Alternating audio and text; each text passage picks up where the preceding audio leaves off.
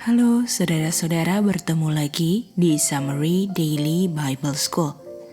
Dan di Summary Daily Bible School kali ini, kita akan belajar tentang siapa penghibur itu. Kita mulai di ayat John 14 ayat 16, 17, dan 18. Dan untuk mengerti siapa penghibur tersebut, kita harus mengidentifikasi tentang sekarang dan nanti dalam ketiga ayat ini. Kita akan mulai dari ayat 16. Yesus berkata, "Dan saya akan berdoa kepada Bapa." Karena ada kata "akan" di sini, artinya doa Tuhan Yesus kepada Bapa terjadinya di nanti. Dan Bapa akan memberikan another comforter atau penghibur yang lain. Artinya, penghibur yang lain ini terjadinya nanti. Dan di kategori nanti yang sama, another comforter akan abide dengan kamu selama-lamanya. Jadi kita bisa lihat seluruh ayat 16 ini terjadinya nanti karena ada kata "akan". Lalu di ayat 17 dikatakan, bahkan roh kebenaran. Dalam konteks dari ayat 16 ke 17, the spirit of truth ini adalah di kategori nanti. Lalu dikatakan, whom the world cannot receive. Atau yang mana dunia tidak bisa terima the spirit of truth ini. Artinya, dunia ini juga dalam kategori nanti. Karena ada kata whom yang mengacu kepada the spirit of truth. Jadi, kalau misalnya yang diterima itu diterimanya nanti, artinya penerimanya pun juga nanti menerima yang diterima, kan? Jadi, ini semua kategorinya nanti. Kita lanjut, dikatakan di sini, karena dunia tidak melihat dia ataupun mengenal dia. Kata "karena" ini menjelaskan tentang sebab akibat. Artinya, sebab dunia tidak melihat dan mengenal dia, akibatnya adalah dunia tidak bisa menerima the spirit of truth. Jadi kesimpulan sampai sejauh ini, karena sekarang dunia tidak bisa lihat, itu sebabnya dunia gak bisa terima nanti. Jadi terima itu tergantung dari bisa lihat sekarang. Nah, mari kita mengerti tentang kata another dalam another comforter. Another comforter menunjukkan yang nanti diterima itu berbeda dari yang sekarang.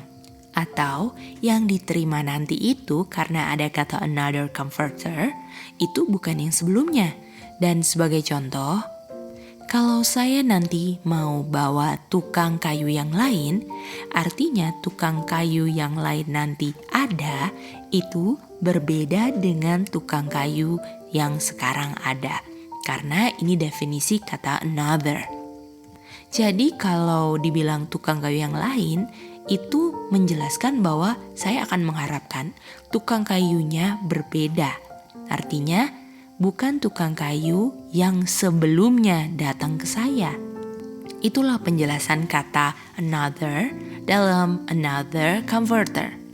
Lalu setelah kita mengerti apa arti another, kita coba untuk masukkan pengertian kata another yang tadi kita sudah mengerti ke John 14 ayat 17 di konsep sebab akibat yang ada di ayat John 14 ayat 17. Tetapi sebelum kita masukkan konsep sebab akibatnya, kita baca dulu John 14 ayat 17, konsep sebab akibatnya dengan bahasa tukang kayu. Kita baca, dan dunia tidak akan menerima tukang kayu yang lain karena dunia tidak bisa melihat tukang kayu yang sekarang. Artinya, tukang kayu nanti adalah tukang kayu yang sekarang. Karena, kenapa kita bisa simpulkan ini sama? Karena diikat oleh fakta, ini menjelaskan sebab akibat. Tidak mungkin kan, contohnya, karena sekarang saya tidak lihat Daryl, makanya nanti saya tidak akan terima maratur. Kalau pakai konsep another comforter yang sekarang berbeda dengan yang lain, ini nggak masuk akal dengan sebab akibat. Jadi, karena sekarang saya nggak lihat tukang kayu yang sekarang, makanya saya nggak nerima tukang kayu yang lain nanti. Itu tidak masuk akal. Apa hubungannya tidak lihat tukang kayu sekarang dengan tidak terima tukang kayu yang lain? Yang mana kita establish dengan kata yang lain ini atau another ini, tukang kayu yang sekarang dan nanti berbeda. Jadi, walaupun menggunakan kata yang lain, tidak masuk akal kalau tukang kebun sekarang itu dan nanti berbeda. Artinya, karena diikat dengan sebab akibat, kalau kamu menolak tukang kebunnya nanti, itu karena kamu sudah menolak tukang kebunnya sekarang. Artinya, kalau kamu tidak lihat tukang kebunnya sekarang, itu sebabnya kamu tidak bisa lihat atau terima nanti. Artinya, yang lain nanti adalah yang lain sekarang. Karena dia tidak bisa kamu lihat nanti, itu karena sekarang kamu tidak kenal dia. Kalau orangnya berbeda, tidak bisa bilang, karena kamu tidak kenal B, oleh karena itu nanti kamu tidak bisa menerima B. Jadi prinsipnya yang nanti itu sama dengan sekarang. Atau walaupun pakai another comforter yang nanti itu sama dengan yang sekarang. Bagaimana buktikan?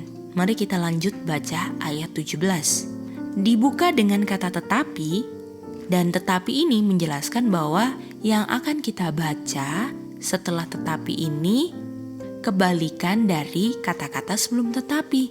Artinya kalau sebelum tetapi dunia itu gak bisa lihat dan gak kenal sekarang, setelah tetapi menganjurkan yang bukan dunia artinya mengenal ataupun melihat sekarang. Mari kita baca. Tetapi kamu mengenal dia, another comforter, dan kamu mengenal dianya sekarang, karena dia sekarang bersama-sama dengan kamu. Nah, siapa yang bersama-sama dengan kamu? Yang berdasarkan ayat ini, sudah pasti Tuhan Yesus. Artinya, kenal dia yang nanti karena kenal Tuhan Yesus sekarang. Artinya kalau yang nanti dan sekarang sama, artinya dia yang nanti adalah Tuhan Yesus yang mereka kenal sekarang. Pertanyaannya kenapa dibilang another padahal tidak yang lain? Karena kan dia yang nanti adalah yang sedang berdiam sekarang. Artinya kata another ini adalah menjelaskan ada saya dengan penghibur yang lain, tetapi penghibur lain itu juga saya. Artinya penghibur yang lain itu saya yang lain atau yang lainnya saya. Artinya Bapak akan kirim saya yang lain dan namanya comforter. Dan itu dibuktikan di ayat 18. Dikatakan, saya tidak ingin kamu tanpa penghibur. Atau saya tidak ingin kamu tanpa penghibur yang lain. Oleh karena itu, kalau misalnya penghibur yang lain ini berbeda dari Tuhan Yesus, maka Yesus akan bilang, saya tidak ingin kamu tanpa penghibur, oleh karena itu saya mengirim dia. Tetapi ayat bilang, saya tidak ingin kamu tanpa penghibur, oleh karena itu saya akan datang. Artinya penghibur yang lain itu adalah saya. Jadi dari ayat-ayat ini menjelaskan bahwa another comforter-nya adalah Tuhan Yesus. Gak ada oknum yang ketiga. Karena another comforter itu adalah rohnya Tuhan Yesus.